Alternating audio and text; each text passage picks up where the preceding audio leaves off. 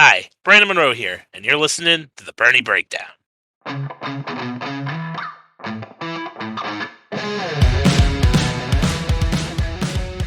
As NASCAR gets ready to head to Kansas, we get ready to give out some predictions as the Cup Series is rapidly approaching the halfway point of the regular season.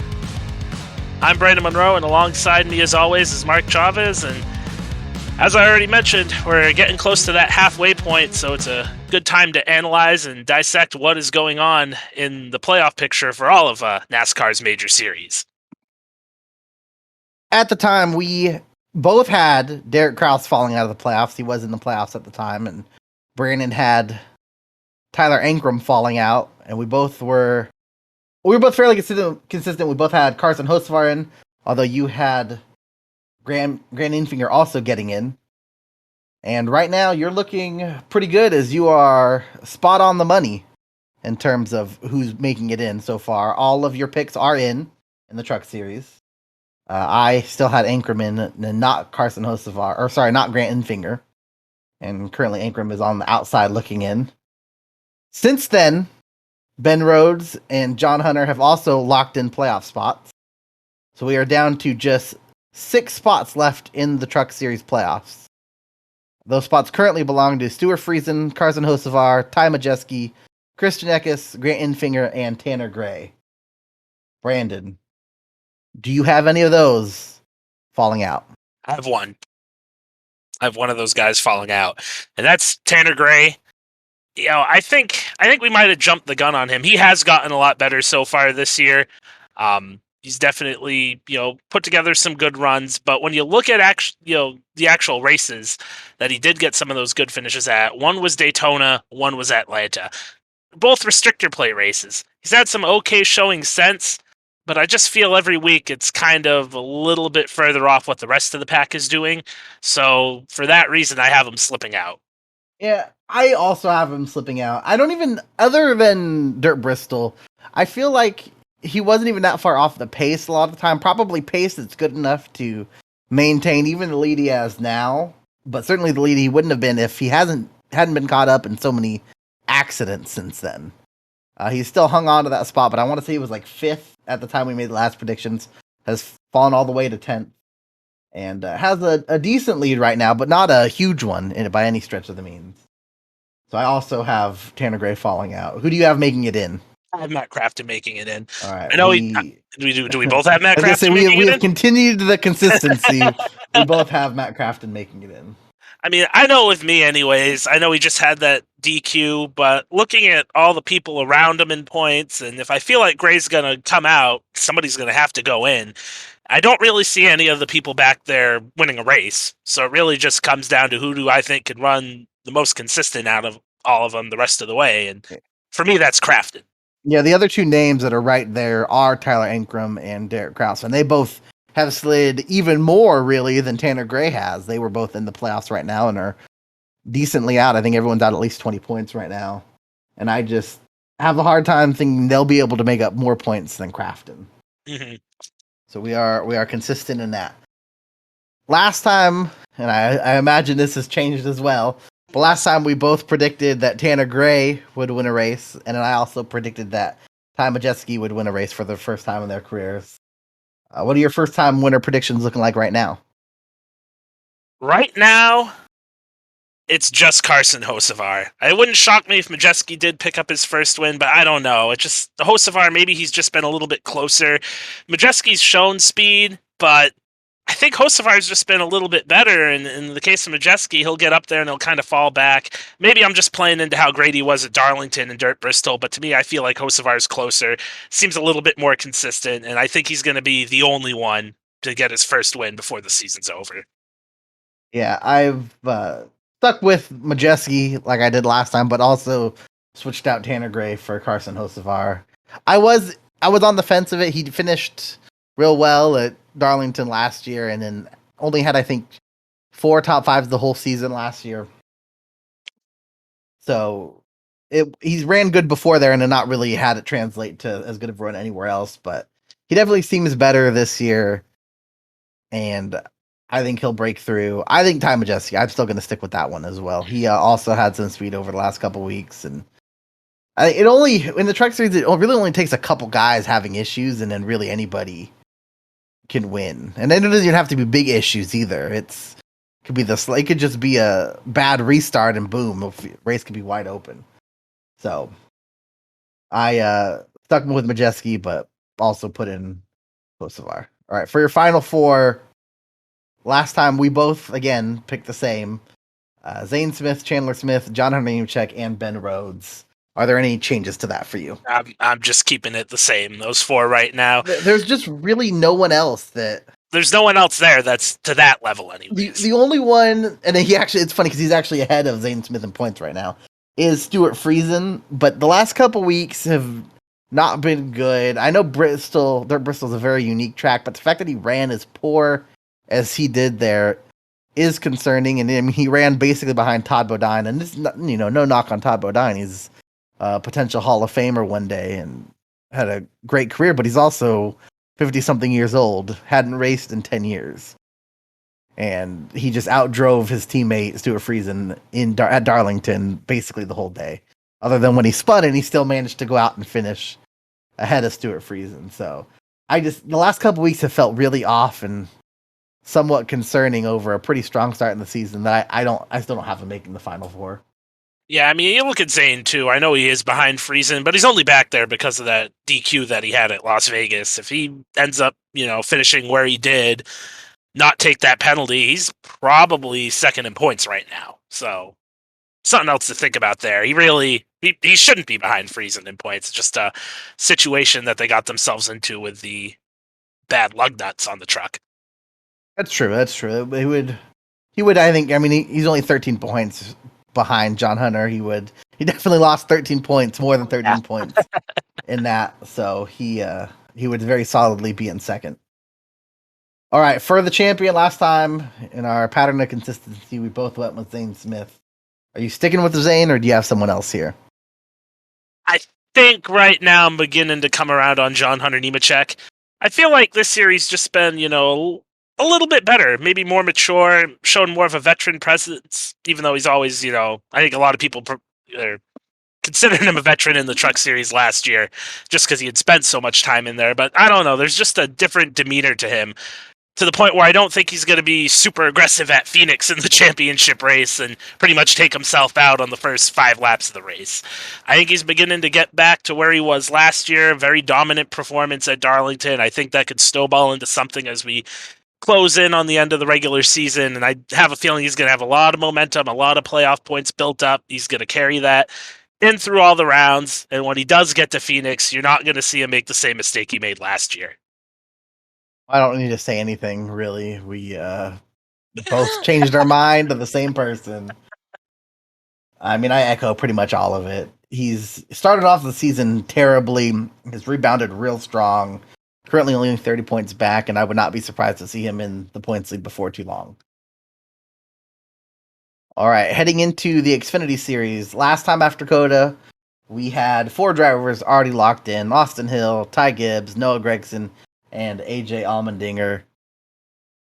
At the time, we had Riley Herbst, who was, I think, around 12th in the standings, fall out, and had Landon Castle, who was out of the standings, make it in.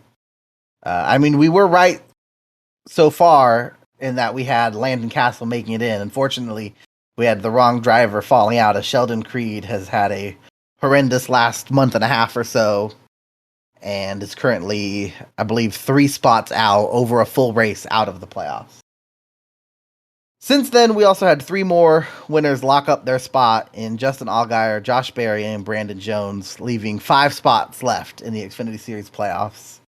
Currently having those spots belonging to Sam Mayer, Riley Herbst, Ryan Sieg, Landon Castle, and Daniel Hemrick. Do you have any of those guys falling out? I don't. I think it's going to stay the same. The only one that could do it, in my opinion, is Sheldon Creed, and he'd have to win a race. And I just don't think they're there at this point. So because of that, I don't see anything changing. Pretty simple. Yeah, I was on the fence with it, mostly because I wanted to make a prediction that someone would fall out, because it's just a lot more exciting if someone falls out. That's true. I also stuck with nobody falling out. I mean, I'll give it to Alfredo. I know Hemrick and Castle have had their issues, But the fact that he is that guy, 13th in points, only 22 back, has been pretty impressive to me. I think it's around 22. Might actually be more now, but I can't remember for sure. It's pretty impressive to me. He obviously has avoided a lot of the chaos that a lot of the other guys have gotten into. But I still just don't see them having the speed. It would take something catastrophic for Castle or Hemrick down the stretch, because even if they fall out now, they'll have plenty of time to get back in. Now, if come another 6 weeks or so, and Alfredo's still right there, then I start opening up the possibility of maybe, especially if Sheldon Creed's still a full race back, maybe Alfredo can pull off something, because at that point it wouldn't take much. But for now, I'm also sticking with these 5 guys are the 5 remaining that are going to make it. Last time in the Xfinity Series, we had our first time winners. Both of us had picked Ryan Sieg. I picked Sam Mayer as well. Any changes to that, Brandon? Yeah, we're gonna swap Ryan Sieg out for Sam Mayer. Junior Motorsports is just too damn good right now. I think they're gonna end up taking a lot of wins away, even in races that could go to anybody. So even plate races. I mean, they got the monkey off their back at Dega. There's a good chance that that'll at least happen at Daytona. Maybe not Atlanta. That one's a little crazy, so who knows? But Daytona, I think that they're going to get one there. So it just comes down to the opportunities. I don't see a lot of these other drivers from other teams just have a chance, except for Sam Mayer. So he's on Junior Motorsports. He's getting close. He just needs to put a full race together, but I think he's going to be the only person that does in terms of someone getting their first career win. I still have Sam Mayer as well, but I'll still have Ryan Sieg, mostly out of just sheer hope that it happens someday. I was on the fence about keeping him in there, but I'm gonna hold fast. I'm gonna hold faith. I will say he will make it. He will get a win. I will say if there was one person that I was on the fence of and I didn't put him on there, we'll see in a couple weeks if he keeps showing up. But Riley Herbst is looking a lot better than he has. I was also close with putting Herbst on. At one point, I had him on the list. I dropped him off. I went back and forth on it, but he's not quite off the list. Yeah, but he's close. If he keeps it going, if he keeps it going, he might show back up on there at some point. So show up on there, but we'll see. All right. Last time we also both had Noah Gragson, Ty Gibbs, AJ Allmendinger, and Josh Berry making the final 4. Any changes to that for you? Keeping it the same. Those are the 4 best guys right now. Maybe if Sam Mayer starts putting together just consistent results, he can knock one of the 2 out, either Allmendinger or Ty Gibbs. Right now, I think. Or no, wait, you know what? No, I had Allmendinger in there before. Scratch that. Throw him out. My mistake. I have Gregson, Ty Gibbs, Allgaier, and Josh Berry. So we are going to swap Allmendinger out. The other 3, they're just too good. I know Gibbs maybe has slid back a little bit over the last couple weeks, but that's really just because Junior Motorsports has been performing like they have. That's why he hasn't really gotten a lot of laps led. I know he struggled a little bit at Darlington, but still, I think those 3 are the best 3 guys, and then you just swap out Allmendinger for Allgaier, because I don't know how much speed Allmendinger has at these tracks that aren't road courses. It definitely seems like it's behind the 3 JRM guys I have in Ty Gibbs, and he's going to have to win races in that final 8 round, and I just don't think he's going to do it. Just when I thought we were going to have a different final 4, you realize that you initially had Allmendinger in. I've also dropped Allmendinger for Justin Allgaier.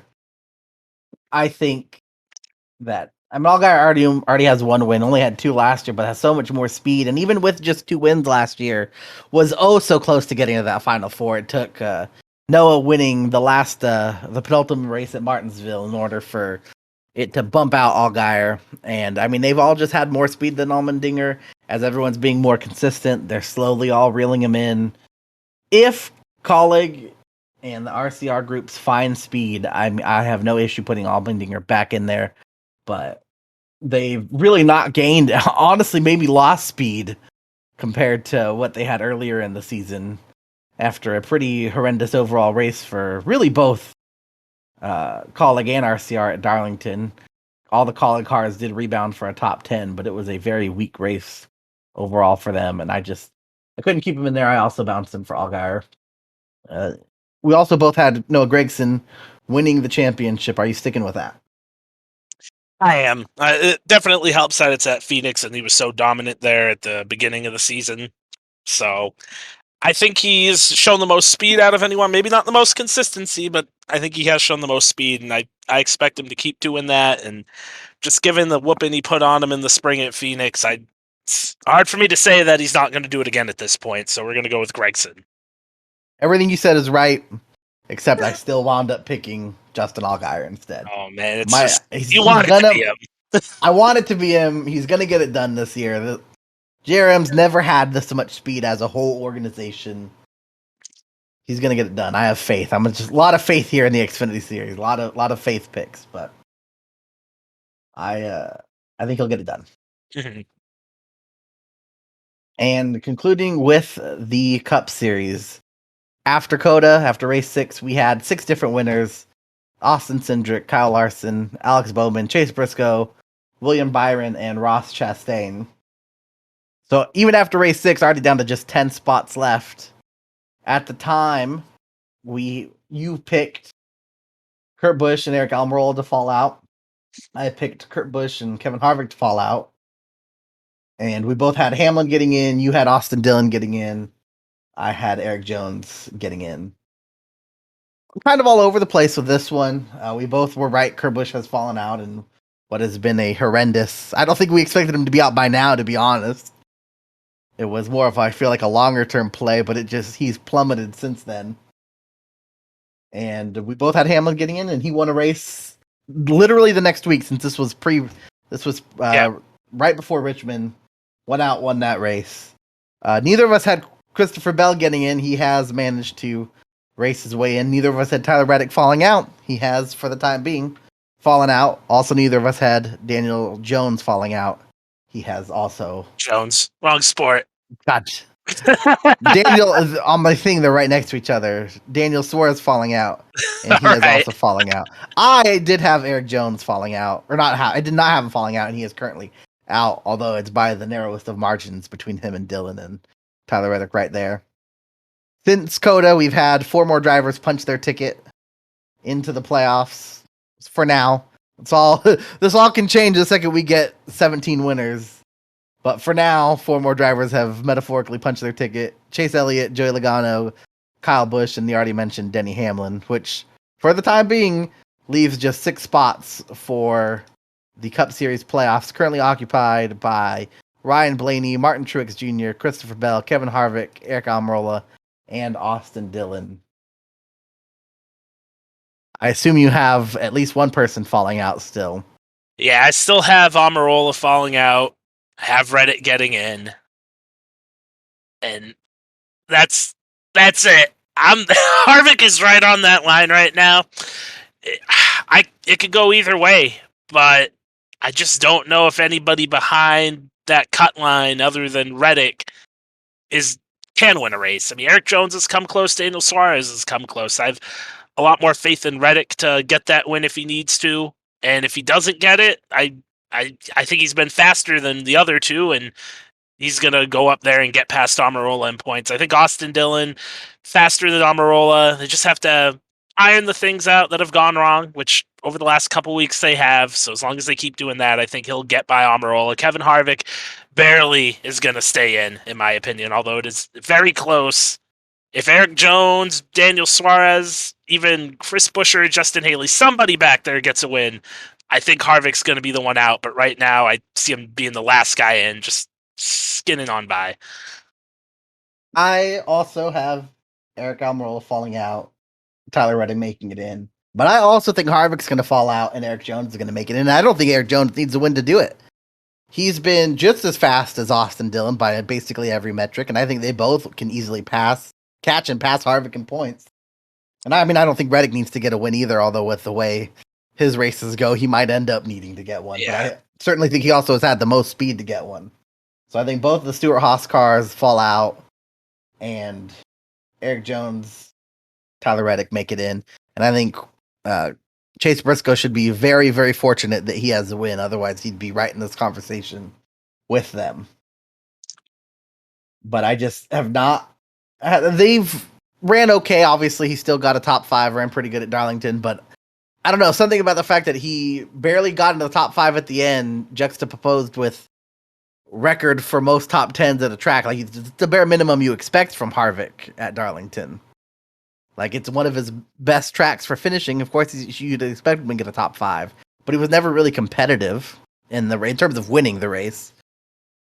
And they struggled to get a lot of stage points, more than some of the other drivers, but don't have a ton, so don't have a big window if things go wrong. And that's kind of been the difference right now with Harvick and Almirola and then Dillon, Jones, and Reddick. Is that how many points have Dillon, Jones, and Reddick left on the board?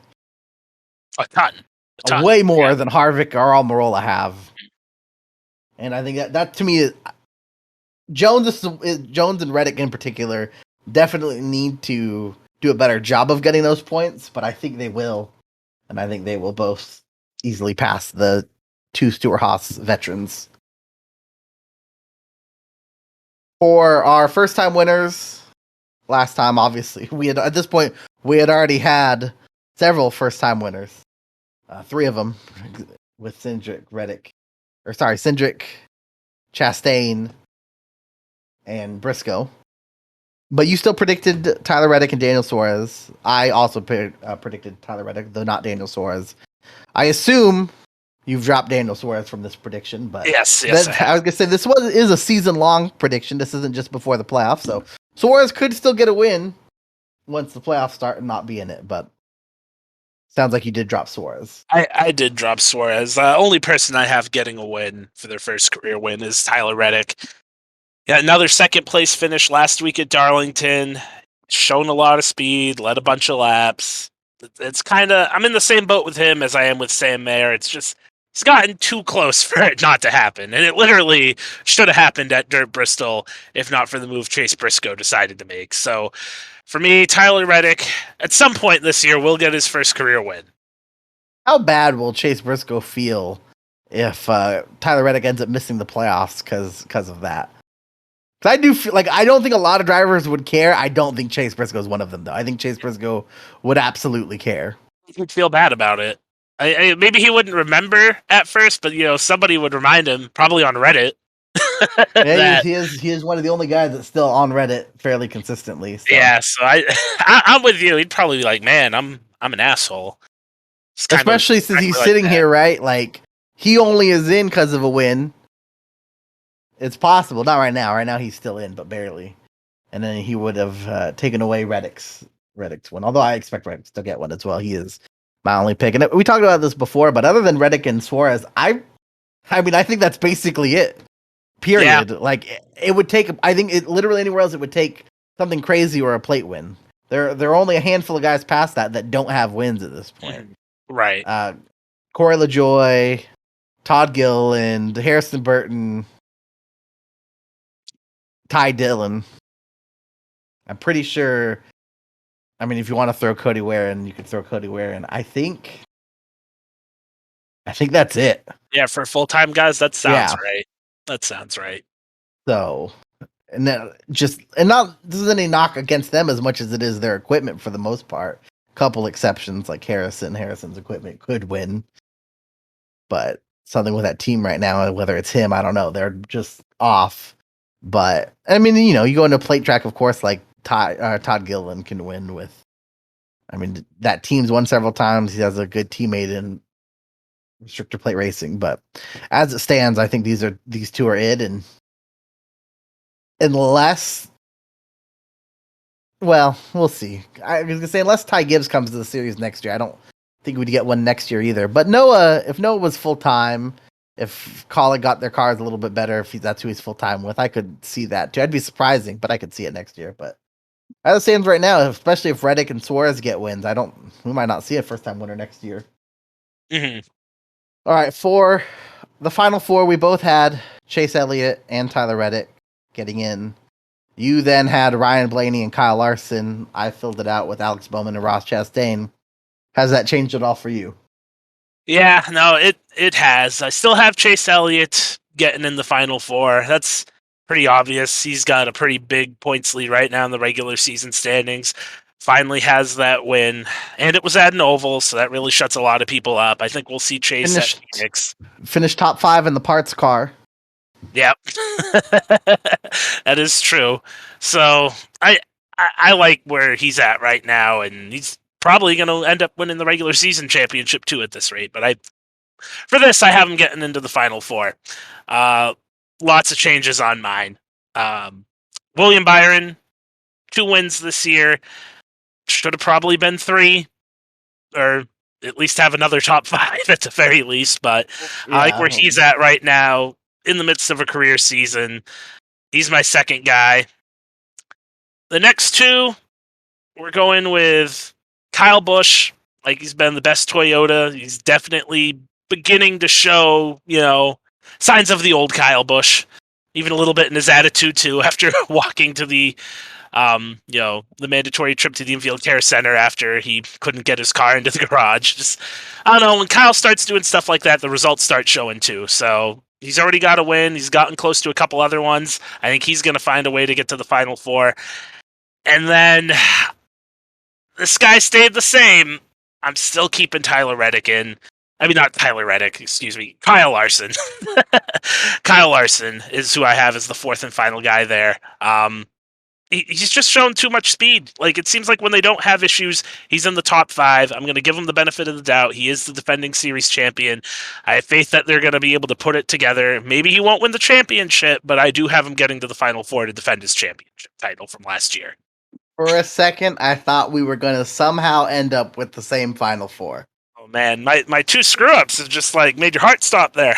I also had Chase, Kyle Busch, and William Byron. For a lot of the same reasons. Chase, super solid. They've gotten their cars even better. Finished top 5 in a parts car, same kind of parts car that William Byron did nothing with at Dover. Coming up on several road courses where he can easily bank more playoff points and got to win at the Oval. Kansas, pretty good track for him. Last 6 races, he has the highest average finish of any of the Cup guys.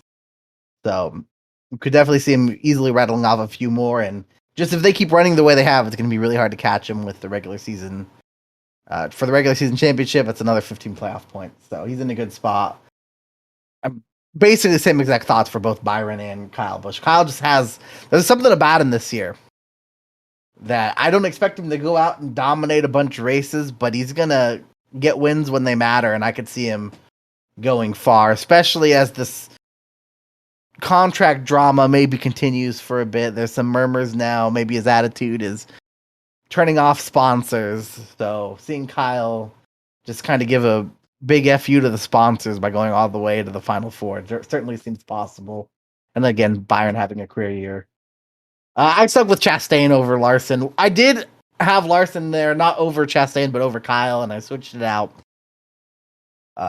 Larson, they have the speed. They obviously have the speed. They just can't seem to get out of their own way, and you would assume that's fixed by the time we get to the playoffs, but if it continues, it also just hurts his chances of having those playoff points. I mean, he had a car that could have won for sure, and we don't ultimately know if him rolling backwards killed the motor, but he did spin, which took away at least a shot at the stage win and potentially a shot at the race win. So I think they'll get things righted, but I mean, if they don't, they're going to be in a playoff point deficit, and Ross has just been so strong.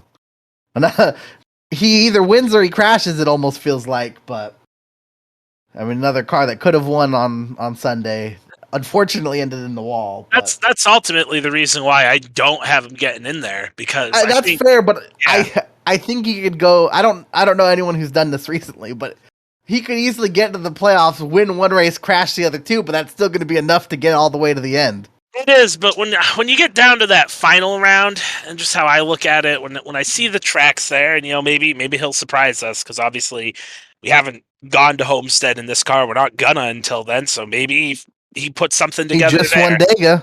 Yeah, I mean, get to that final round. You have what is it? Is it Vegas? It's Vegas. Yeah, it's Vegas, Homestead, Martinsville, where he had one of the best cars. Homestead, which we don't know. Martinsville was so weird. He still wound up finishing in the top 5, though. It's just, my thing with him is that I think everybody's going to be on their A game. I think it's going to be a lot more intense when you get there in the fall. I just don't know if he's going to be able to win. I have no doubt that he can. He's been a will man his whole life, his whole career, and he's always up against the wall anyway. I mean, it kind of really has been his entire career. Every time you feel like he's in a good spot, he makes the most of it, but it's never easy, and I don't think it'll be easy, but I still have faith that he can take it all the way. Don't get me wrong, it's not going to shock me if he gets to the Final Four, but where I'm at, it's just I don't feel comfortable like putting the money on him right now in that sense, where I just feel a little bit more comfortable with Larson, he's already shown he could do it, and I just, my gut tells me they're going to get it back together. He's not going to win 10 races like he did last year, but it's not going to shock me. Well, he still could, theoretically. At this point, it would be surprising, but like at this point last year, he only had one win. So, 600. Of course it could happen. Like, I just, I think he'll probably end the season with like 4 or 5 wins, and he'll be in the Final Four. That's where I stand. All right. Last time, in the pattern of just being on the same page, we both picked Chase Elliott for the Cup Series championship. Has that changed? Still going with him. He seems on a different level right now. It's similar to the pace, probably not quite. I have to go back and like look at all the stats, but it seems similar to what, say, Hamlin and Larson were doing last year, at least in terms of the consistency.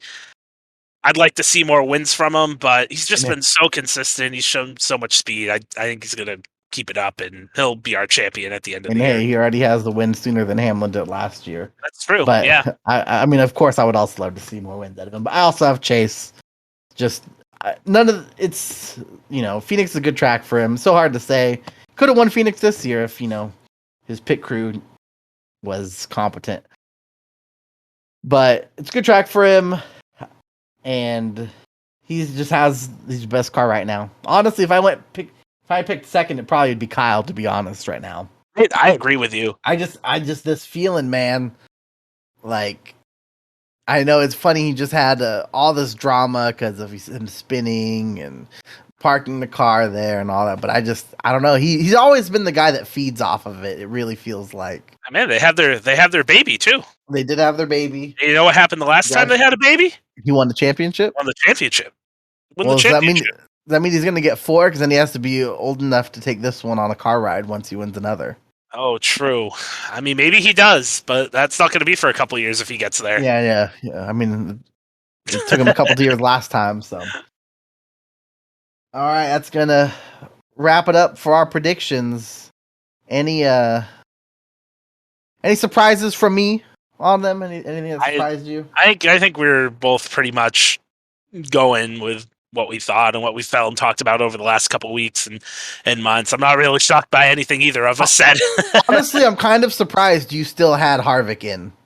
It's close. It's one of those things where I don't expect Harvick to make the mistakes that Eric Jones or, in this case, just Eric Jones, because he's the one I have out, to keep doing. Eric Jones, like, he's done it a couple times this year where these are probably the best cars he's run in well over a year, obviously, dating back to when he was at Gibbs. And I feel like maybe he's thrown away a couple races just because he's trying to get a little too much out of it. You're right, but it's crazy because I feel like he's in a better point spot than he was at Gibbs. Did he make the playoffs last year at Gibbs? No, he didn't. Like, it's like is he that much better? Are these cars that much better? Like, it's crazy. I don't know. I feel like Eric Jones, his last year at Gibbs, it was kind of one of those. He felt like he was just. He felt the pressure, and it probably got to him. I mean, I don't want to say that they sabotaged him, but his crew chief was terrible. Yeah, that's also true. I know when they made that move, I was a little ticked off just because they started giving Christopher Bell everything that you wish they gave Eric Jones in his last year there to prove he deserved that ride. And like, I don't want to say they sabotaged because I don't know that they did. It just felt like they didn't want to make any changes that maybe needed to be made. But yeah, no, I feel like you're right. It'll be interesting. We'll check up on these in another month and a half or so. By then, we'll only have 3 or 4 races left in the truck playoffs. Until the playoffs start? Yeah. Before the playoffs. So. Oh yeah. By then, we'll see how many spots we have left. None of them have more than 6 spots right now, which is not very many left, and not necessarily a lot of winners left that or a lot of winners you would expect to take those spots, but I mean, it could certainly happen. So, speaking of the Truck Series, they do have a race this weekend. They are one of the two national series that are at Kansas, the Trucks and the Cup. They have a race for the next 8 weekends. Yeah, and then they decide to have like a month off in the playoffs there. Yeah, I'm I sure love this schedule. you brought it up to me at some point recently. I think at some point we will go through and make, within reason, within what we know is possible, just a better laid out schedule. I agree. I don't think it would take much, to be honest. And I mentioned it, at some point earlier. I think one easy solution, personally, it's gotten to the point where if the trucks don't even start the season at Daytona, I might be okay with that. Yeah. But at the bare minimum, I think it would be very easy to just have them race Daytona since it's right there. Like, don't they go to like Phoenix or Vegas in that first race? They go to Vegas. Yeah, they go to Vegas. Just, it feels dumb. Mm-hmm. It feels dumb. But anyway, for the race at Kansas, John Hunter Nemechek the favorite at plus 300. Super shocking that the guy that's already been the favorite, I feel like most weeks, is the favorite the week after he breaks out and gets a win. No, obviously not. But I would say it's probably a little shocking that he's basically a favorite by a percentage-wise a pretty good margin. Plus 300 for John Hunter, plus 600 for the Smith duo, even though no relation, but Chandler and Zane. Yeah, I mean, I think these odds are pretty in line. Honestly, just the feeling I have of John Hunter Nemechek. Normally, I don't like going with the favorite, but I'll just sit right here and say it that plus 300 with how I think he might be on, a roll. We'll see comes race day on Friday or Saturday, but I think I'm going to take him, even though plus 300 maybe not the best when it comes to racing. I really think he's going to win the race. I'm full on the John Hunter train. I'm gonna also. I don't know if we've done this yet this year. Actually, wound up picking the same guy, but it just feels like the easy. Not even just the easiest play, but it just feels like even at plus 300, like everyone else has been a little bit off lately, and he's just been pretty strong, and just has had things not go against him, which sometimes really that's all he needs.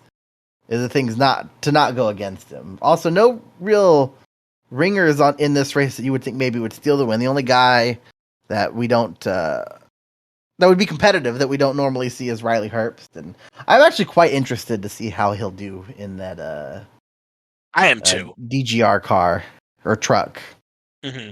I'm interested in that because that's we know what Ryan Preece is, and I think this actually might be a good measuring stick to see where Tanner Gray's at too. Because if Riley, I was just say you get to see where Tanner Gray is, you get to see, and also like if Riley Herbst in this truck goes out and runs, it's funny because there are other guys, right? Like Ryan Preece, it's almost expected he runs top 10. I think honestly most people expect him to finish, to finish like even in the top 5 a lot of the times, and when a lot of the Cup guys come down, they you expect them to compete and win, and even some of the Xfinity guys, if they were to come down, not that they do all that often. But Riley Herbst is at a really weird point in his career where I don't know how much longer Monster will stick out with it, but he's certainly, you mentioned it, certainly become a better racer over the last year or so. Is on a pretty good hot streak for him in the Xfinity Series. I think it's 4 straight top 10s, and it's just he's not. Whereas I feel like a lot of times before he'd be fast, but he'd always just wreck people, and he's not really done that much in the last month or so. Been pretty consistent, pretty clean. Like if he goes out and runs top 5 in that truck, I think it does more to build some of the growing respect that I feel like he's slowly getting.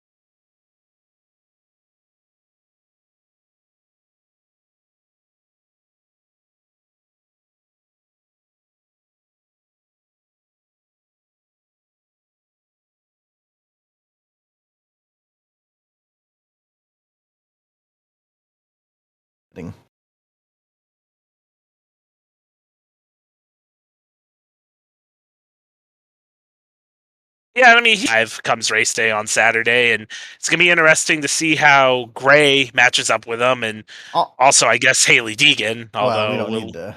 Yeah, that is what it is. Well, it is funny though because I feel like at least going into this year, my full prediction was that Herbst would get the boot for Haley Deegan in the Xfinity Series next year, and not even that I necessarily thought it was justified then, but it didn't necessarily feel like an outright travesty.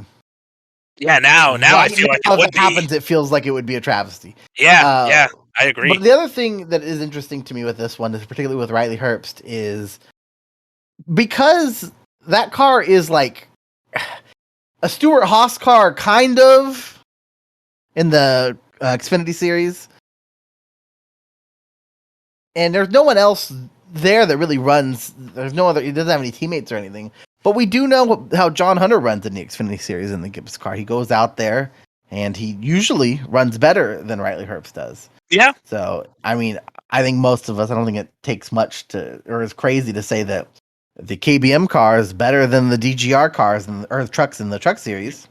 Right. So if Riley Herbst can go out there, run top 5, even if John Hunter wins, I think it just, maybe then it does support the idea that maybe Riley Herbst equipment, while good, maybe not the same level as people think it is. Because the last people in that car, right? Like, you had Briscoe, who won a bunch of races. And Cole Custer, who won a bunch of races. Yeah. And then you have Riley Herbst, who was not as good. It always kind of felt like they weren't going to necessarily try. It feels bad to say sometimes, but not as many resources when they go into the car once Herbst got in than Custer and Briscoe. Because Custer and Briscoe, one, had logical spots they were going to be taking in the Cup Series, but I mean, two just kind of were in the umbrella for a while. I mean, obviously Custer for sure, but Briscoe had been in the Ford camp for a while. Whereas like Riley Herbst, it kind of just felt like he had the money. They needed someone for the car. He was not going to be at Gibbs anymore. Let's just throw Riley Herbst in there.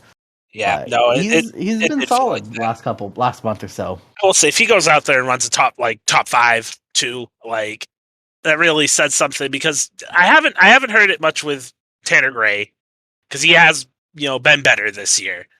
But I've heard a lot of those excuses with Haley Deegan. It really makes me scratch my head when I hear people say, it's the equipment. It's the equipment. I'm sorry. Like, if the equipment, if she was, 15th in points and we want to talk about the equipment, I would be okay with that. But she's not even in the top 20 in points. She's not. Like, and she has had things that are not her fault. Like, I'm not going to.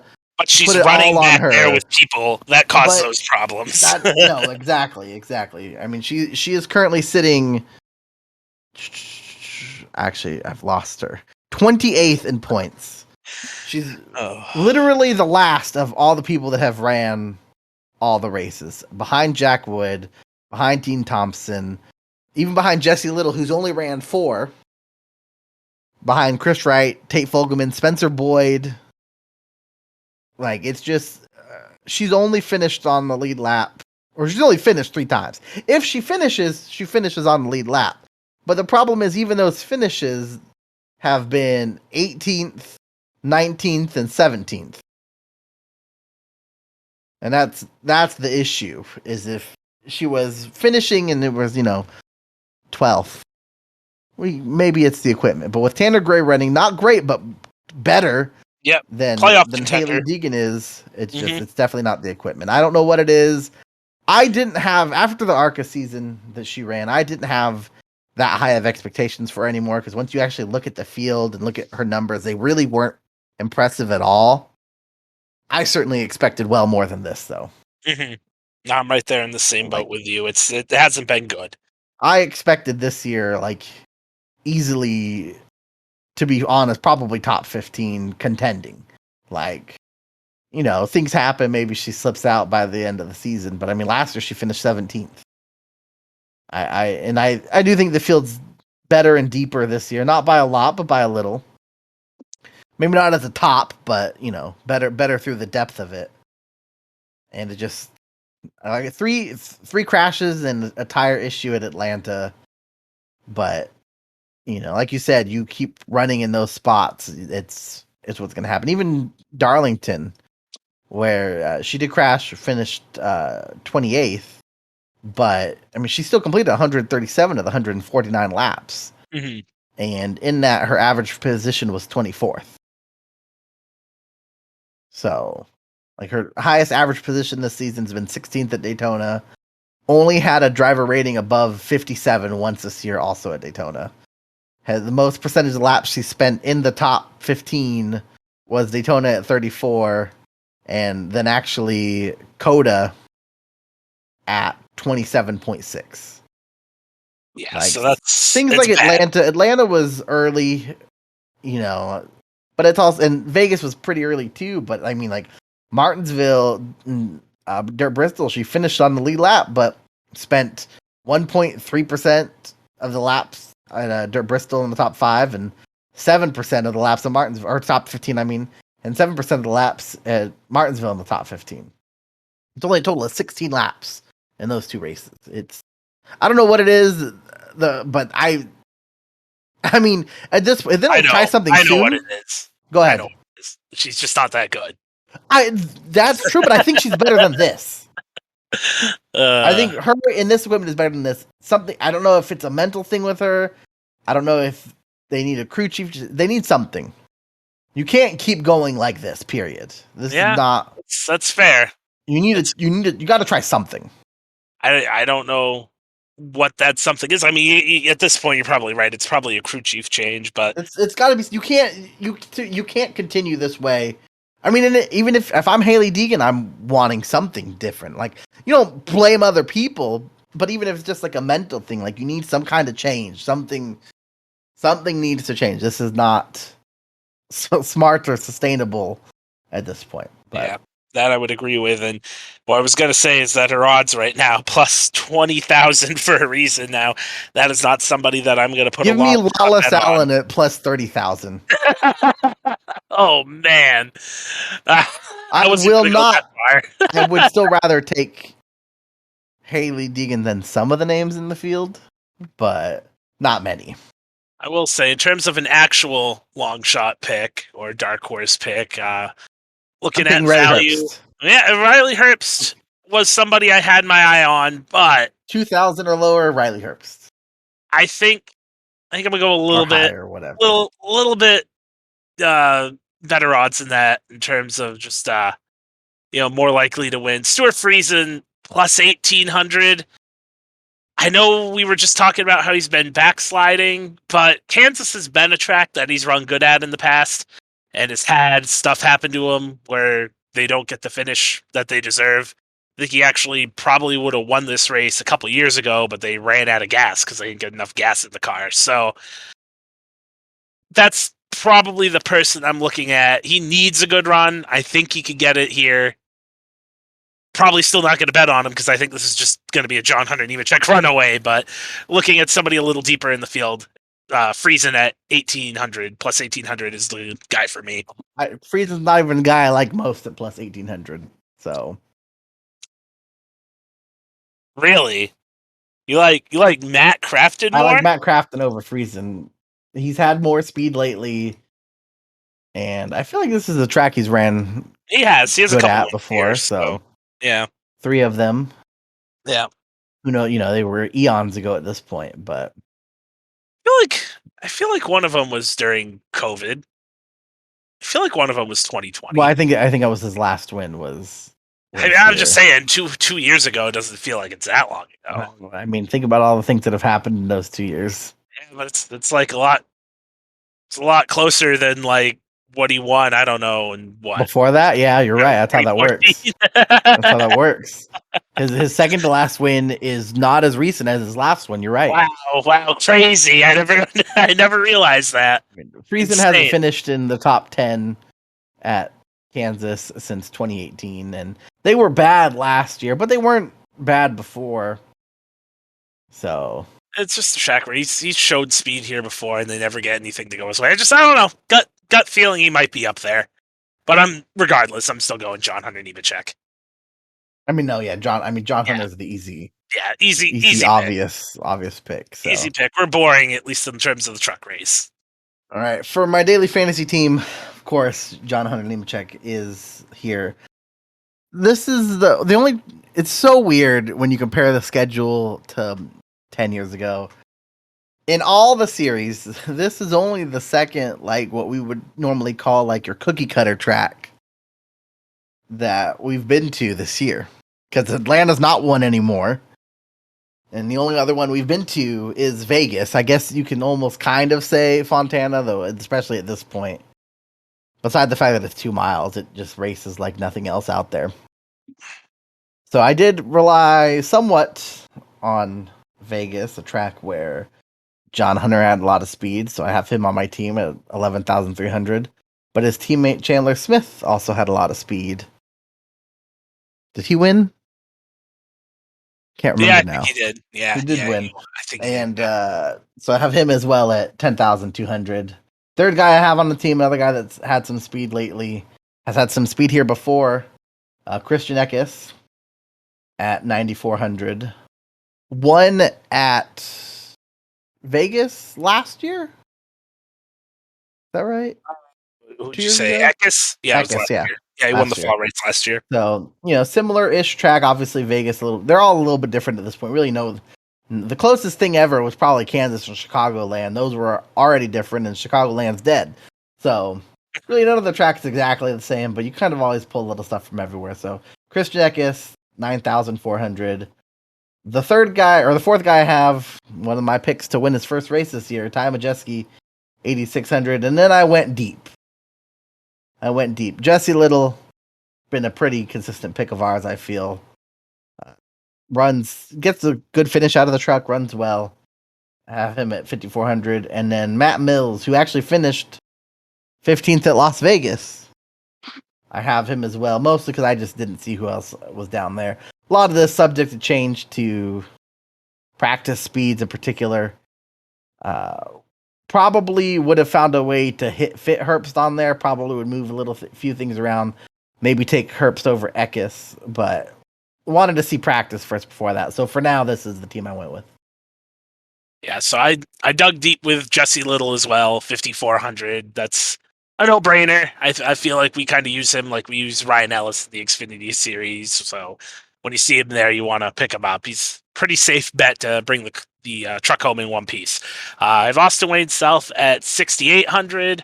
That's it for the low guys. Kind of tried to spread some more people out in the middle here. I didn't want to load up on, like John Hunter, Zane Smith, Chandler Smith, those type of guys, trying to go a little bit of a different route. So at 8,000, I have Matt DiBenedetto. He showed some speed at Las Vegas.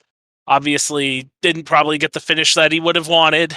That's been the story of DiBenedetto's year, but trying to go a little outside the box on this. I think he has the potential to maybe get a top 10 going comes race day. Finished, I believe, top 10 at Vegas. So did he? I thought he fell out right at the end. I think he finished. I think he had top. Yeah, he had 2 top 10s to start the season, and then didn't get another one until this past weekend. I think I'll double check. But yeah, Vegas had a wild ending because I know he was up there and back there and all around, but I didn't think he was able to finish the top 10. Maybe he did. Regardless, I still think he has top 10 speed on this type of racetrack, and I'll risk it. I'll put him on the team. We'll see what he could do. Next up is Ty Majeski, 8,600. Yeah, he finished 6th, by the way. He did. At Vegas. Well, top 10 makes me feel a little bit better about that pick at 8,000 then. Majeski at 8,600. Solid one. I don't think he's going to win, but I have a feeling he's probably going to run again. Top 10. Pretty solid day. That's what I see out of him. Next up, Carson Hosevar. Again, just playing into the momentum. He was good at Darlington last year, and that didn't translate everywhere else, obviously. But I don't know. They seem a little bit better this year, and I have a feeling he's going to run good. Maybe this is the day he finally does it. Nice's won here before. Granted, it was with Ross Chastain, but hey, we'll put Hosevar there. And last but not least, John Hunter Nemechek. I think he's going to be the guy comes race day, so he's got to be on the fantasy team. That makes sense. Real quick at the head-to-head, just to highlight one that I like, I'm going to go with Carson Hosevar, and I'm actually surprised that he's the favorite here, but Carson Hosevar minus 120 over Stuart Friesen. The last couple weeks have removed most of, if all, the faith I had in Friesen's team, and Hopefully they can prove me wrong, but for now, I'm going to go with Hosevar over Friesen here. I know I picked Friesen as a dark horse, but at the end of the day, Hosevar is closer to being a favorite than a dark horse. So just because of that, they're pretty close with one another right now. Hosevar minus 120. I will also be going that way. Any of these you like in particular? Yeah, I know these ones could change at a moment's notice. They're not locked in normally like the featured ones are, but another one on DraftKings that I might like, probably Majeski over Crafton. Like, Majeski's shown a bit more speed than Crafton. They get the same equipment again, minus 120 to minus 110. I'll take Majeski.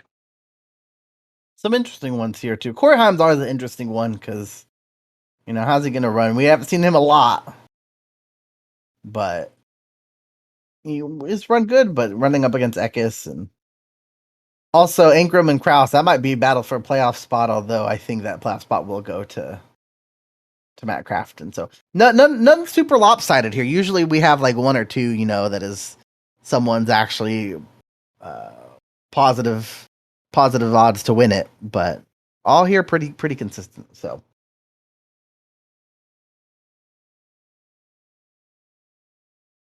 Right, so that is going to wrap it up for the Truck Series. Moving on to the Cup Series. As previously mentioned, they are also at Kansas this weekend, and I'm sure you could pick who the favorite is. Well, actually, there's a lot of them. I was going to say you have a 1 in 4 chance of picking it. Listen, I'd open it up. I figured Chase was going to be number one there. I really did. I didn't have it open. I don't know that I've ever seen quad favorites before for a Cup race. I'd have to disagree with this too. Denny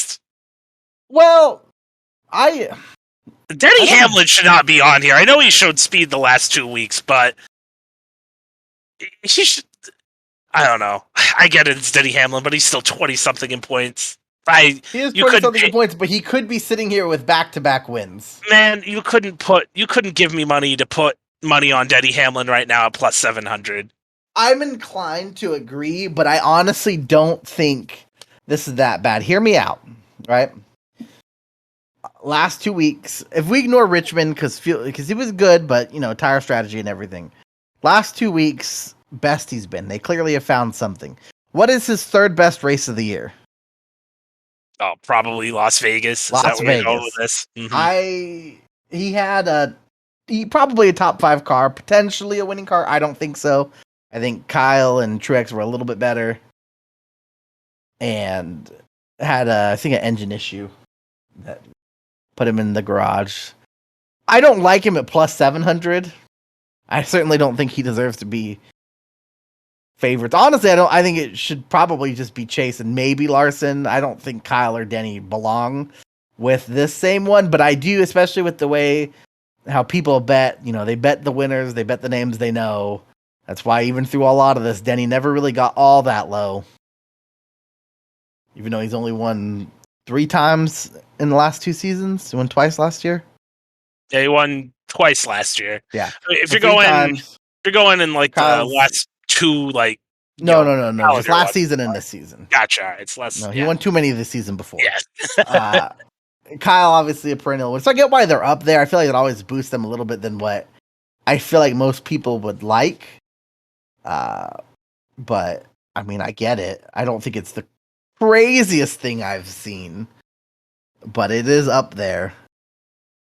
But I can see the justification behind it. I don't necessarily agree, especially don't think that he should be the same odds as Chase or Larson. I mean, honestly, the fact still that based on this year, Byron and Chastain should probably be right there with the other 4. Maybe we should just have 6 drivers that are all the equal favorites. Yeah, I wouldn't disagree with that, with how it's there. I mean, I think Chastain or Byron's probably more likely to win than Denny.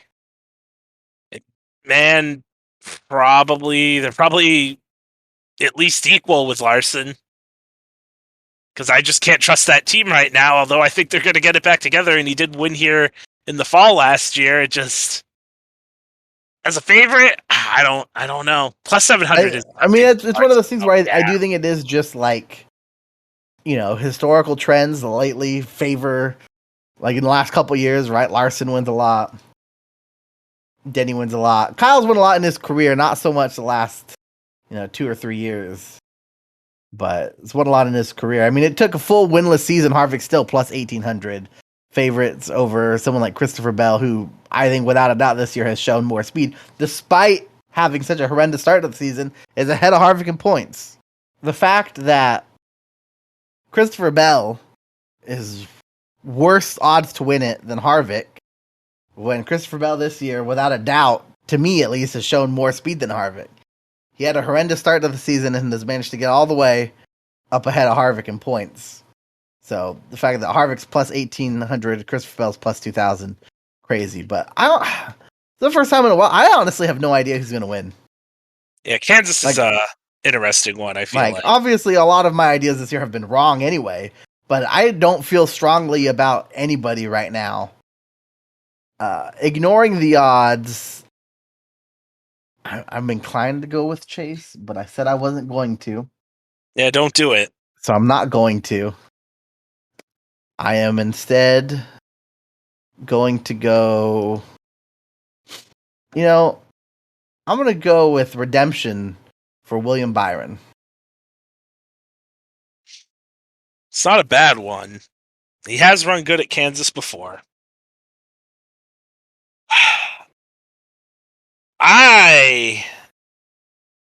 There's a lot of different ways I could go with this one. But I think I'm going to go with one of the favorites. It's just got a Kyle Busch feeling. He should have won Las Vegas with how that race did shake out. Had a easy top 5 car there. He's had some good cars over the last couple weeks. Darlington not so much, and got involved in a wreck there, but he's having a good week. Him and Samantha welcome their baby daughter into the world. And normally with Kyle, he doesn't normally have a bunch of bad races and strings. So I think he's riding high off the birth of his child, and I think he's gonna put it in victory lane and go back to back in the spring Kansas race. All right, for our longer shot odds, 2,000 or worse. Who you got? This is a no-brainer. I don't know why he's this far back. And there's actually a couple people, especially with how they've run now that I'm actually looking at it, but give me Austin Dillon. Just, plus 8,000 for Austin Dillon. I had to scroll, man. Yeah, I'm sitting here and I was like, where's Austin Dillon? I had to scroll. Plus 8,000 for Austin Dillon. There's 2 other ones, and I'm not going to say them in case you go with them, that are also at plus 8,000. But if you pick either one of them with how they've run recently, also not a bad pick. But I'm taking Austin. I mean, I think Suarez Stenhouse is an insane pick still. Like, I get it. If there's only 3 at 8,000, I get it. But I think over Suarez and Dillon at least, because that's the other guy at 8,000. I think that's an insane pick. It should be higher than that, but even at plus 8,000, maybe it's hard to say he should be equal with Dillon and Suarez. I agree. I think that's what it boils down to. The fact that Dillon and Suarez are down there. I'm gonna go with a guy that odds wise, I probably like Dillon and Suarez more than him. I think Christopher Bell, by the way, would be a great pick at 2,000. I was thinking him too. That's another. I let you go first just because if you wanted Eric Jones, I was gonna let you take him. I feel like I've taken him a lot. Someday he's gonna win. Ran pretty good at Vegas. Was running in the top 10 before. I don't even remember. A tire failed. I think he spun himself out at Vegas. I feel like a tire failed and he spun into, or he got into Bubba. No. I think he if I remember right, he wrecked. He overstepped the car and hit the wall, and then Bubba almost hit him. When he was okay. On the track. Yeah. Either way, going with Eric Jones here. There are a lot of guys here that I think are good value for how they've ran. Just a ton of them, to be honest. I think that have just way too good of paying odds to pass up on. I already mentioned Christopher Bell. Even though they haven't ran super great lately, I mean, Chase Briscoe at 3,000 when Kevin Harvick is at 1,800. Well, one of them's won a race in the last year and a half, and one of them hasn't. And it wasn't like Briscoe won his race because of luck. He just went out there and had the best car at Phoenix. So Kurt at 4,000, I honestly don't hate 2311 and Toyota as a whole clearly has found something last couple weeks. And they were already, I don't remember how Kurt performed at Vegas throughout the whole race, but I know he finished in the top 10. Hey, you're picking a winner. That's all you need. Somebody there at the end of the race. So. Someone, and then the three that are at 8,000, obviously Stenhouse, Suarez, and Dillon. Don't love Stenhouse at 8,000 with the other value that's there, but it's certainly a possibility. And the fact that I don't hate Brad at 6,000, but the fact that Brad's 6,000 and Buescher's 15,000 is a little crazy to me. Yeah, no, that's pretty crazy. That's insane, actually, that there's that much of a difference between those two. Like Buescher's ran.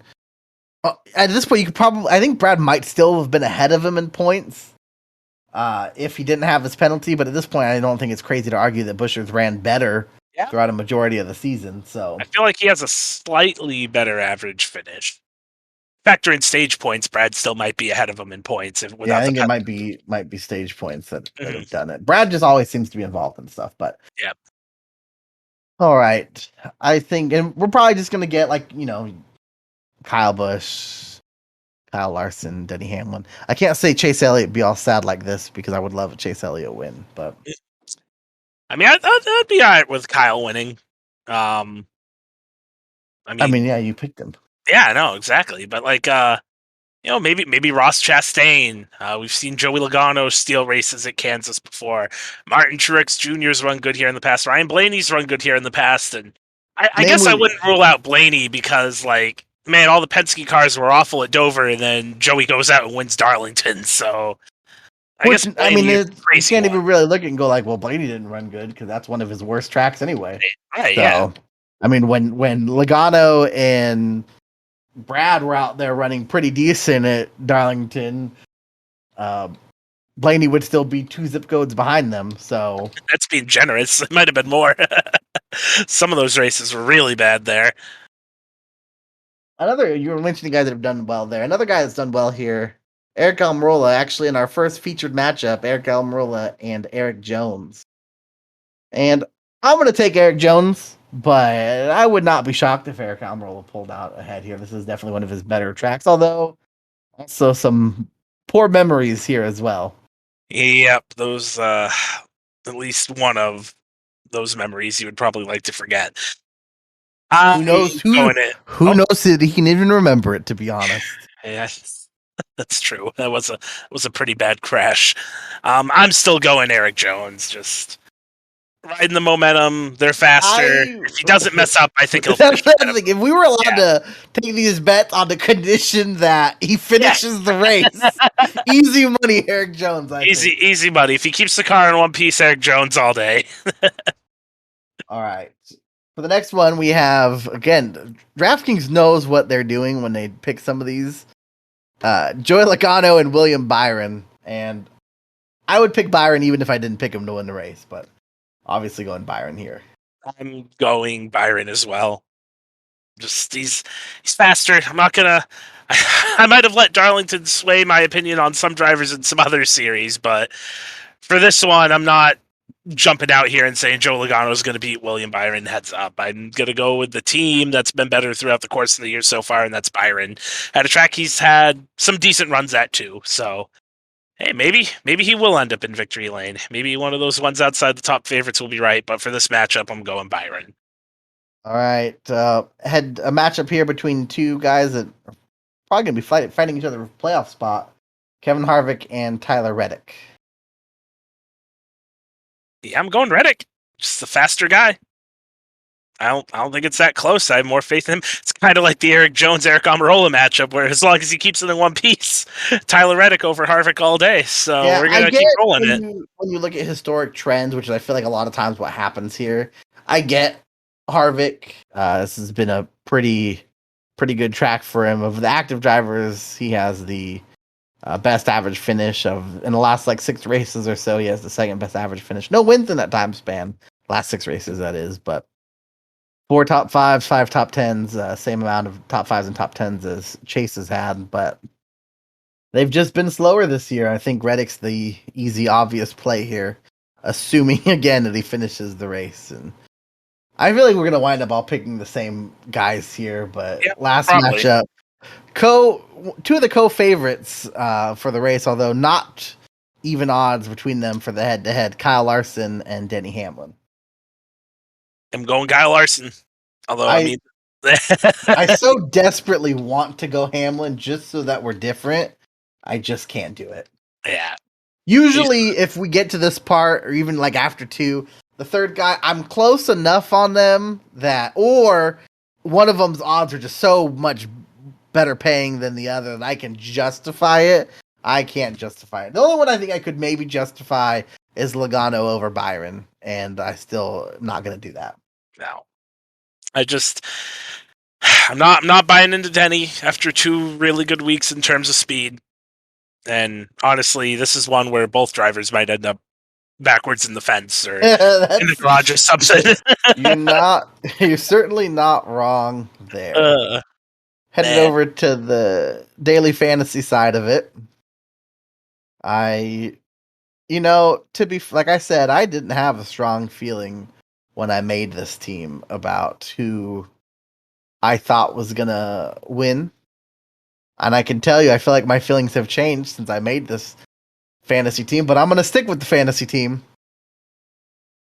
I have Chase Elliott as my lead at 10,900, who just has the most fantasy points per race this year.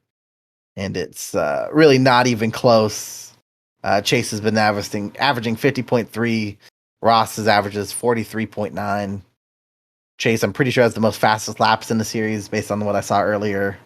Not most laps led, that's still William Byron, although I think Chase is second in that category now. And one of his better tracks, I mean, he's just one of those guys his bad tracks are like Richmond, and even lately he's been able to ran pretty good there. Sometimes Allen, that's the wild card on the team. But got Chase here at 10,900. I'm going to change this next one. I had Denny at 10,002. I buy into Denny's resurgence more than you do. But because I picked Byron to win the race, I will stick with, I'll put Byron here on the team instead. I mean, this has been a good track for him historically to begin with. And he's ran really good lately, obviously. Keep talking about it, how he's having a career breakout year. So I went with, right now I'm going with Byron. 9,900. That third spot, a guy I mentioned, I think someone who will run good here, Christopher Bell, 8,400. I think is, I think he's better than, I like his value here more than someone like Harvick, who's actually more expensive and more than basically anybody behind him. So 8,400, Christopher Bell. Next one, a guy who's been on my team all year long, won me some matchups, lost me some matchups. Eric Jones, 7,700. Had a lot of speed here, and it's pretty affordable. He's getting into that category where just with the way they're able to perform, with the way they run, if they can finish the race, that's a fantasy steal right there almost every week. Next guy I'm going is another guy that is actually fighting on that playoff bubble with Eric Jones. I'm also going to pick Austin Dillon here.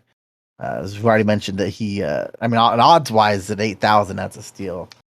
But here at 8, also actually costing 8,000, not just the plus 8,000 odds that he had to win the race. I don't necessarily love him as much as Eric Jones, who's a little bit cheaper, but I like him more than basically everyone underneath him. Before, when I had Denny on the team and I had less money because of it, I did have Ricky Stenhouse at 6,800, just riding the momentum there. And closing out the team, I got Ty Dillon, 5,100, kind of become our Ryan Ellis and Jesse Little of the Cup Series. Just solid at 5,100. If he could, as long as they don't crash, which he doesn't do that often, it'll be a good point today at 5,100. All right, so I also have Ty Dillon on my team. What a surprise! 5,100. I'm with you. It's like Ryan Ellis and Jesse Little, where they've been keep the car in one piece. If they don't have the best qualifying run, you can count on them to just kind of methodically move their way up and get you a positive day when it comes to getting your fantasy points. Next up, since I'm just going from the bottom here, I have Austin Dillon at 8,000 for the salary. Kansas, maybe not one of his best tracks, but he did finish 10th in both races last year. Did finish 11th in the second race in 2020. So some positive momentum building there. 8,000, pretty solid pick, especially with how he's run so far this year. Christopher Bell, 8,400. I'm just going off the speed. If we're going to draw the comparisons to Las Vegas, he ran good at Las Vegas. I think he did spin himself out, though, so it was a bit of a problem. But I'm going to bank on him continuing to show the speed that he has over the last month or so. And if you're feeling that, putting him on the fantasy team, probably good. Next one, Ryan Blaney. Always seems fast at Kansas, doesn't always get the result. Crashed out of this race, I believe, in the fall last year. Very unfortunate. I think he got into it with Austin Dillon, and that's ultimately one of the reasons why he didn't make the Final Four. Made everything a lot harder for him to dig out of that hole. But he ran pretty solid here in the spring race last year, got into it with Kyle Larson. It's one of those situations where he didn't get the finish he probably deserved, probably had a top 5, top 10 day, ended up finishing 21st. 7th here in the fall race in 2020. Led some laps in the spring race in 2020 as well. Or I guess it was a summer race at that time, but ended up 20th. So it's feast or famine for Ryan Blaney here. When he doesn't have problems, he tends to be in the top 10. I expect that out of him on Sunday. Alex Bowman, it's actually the same way. He's shown speed at Kansas before. Looks like over his last 5 races here, he's worst finish is 18th. The other 4 have been 11th or better. You go a little bit further back, he also has a second in the spring race in 2019. So it's a track that he's shown decent speed. I know with Bowman, it's always been consistency. And similar to Ryan Blaney, I don't know if he's going to end up getting the finish he probably, possibly deserves here, but just trying to build the team a little bit differently. I have him 9,300. I think that's a solid pick. And rounding out my team at 9,800. So no one in the 10,000s. Again, going a little bit of a different look here. Kyle Busch. Picked him to win the race. I think he's going to have a big weekend. He's going to be my guy for the fantasy team. He's going to have to do what I think he can, but if he does, not loading up on one of these guys or 2 of these guys around 10,000, it does give you a little bit more salary to sprinkle around and get some guys in those $8,000 to $9,000 ranges to make maybe not a great team that could knock everybody out and win, but if things go the right way, I think it's pretty solid. I mean, that's kind of the story of it all the time, isn't it? If it goes the right way. You got to talk yourself into doing it. But I think it's built, that team anyways, it's built with a lot of guys that you think could be solid. You obviously put your eggs in the basket and Kyle being the dominator, which I don't know if he runs like he did in the second half of the Las Vegas race. I think is pretty realistic to think that it could happen. You just have to have people like Bowman and Blaney run good and not have stupid stuff happen to him that could relegate a top 5 day to a 17th place day. I mean, Vegas was a good race for him. That was the most laps he's led since Bristol in 2020, Bristol 2 in 2020. So, yeah, if you can go out there and do that again, that would be pretty good solid for you. And hopefully there's no wreck at the end of the race, and he doesn't. Although I do have Bowman on this team, so I mean, if that were to happen again, it'd still work out for me. So at least I got that going, I guess.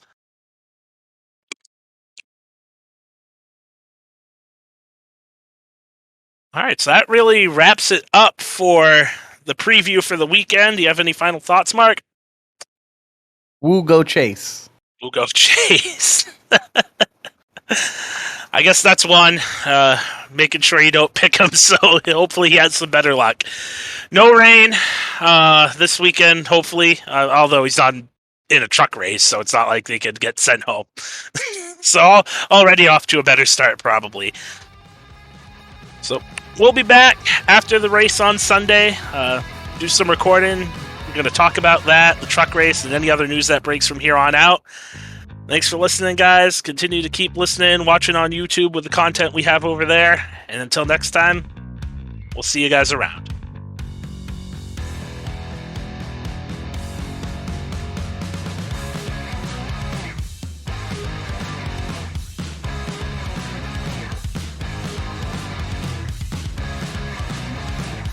Brandon Monroe here. Thanks for listening to the Bernie Breakdown. Remember to keep listening to us on your favorite podcasting platform. And remember to follow us at Bernie Breakdown on Twitter, Instagram, YouTube, and all of our other social media platforms.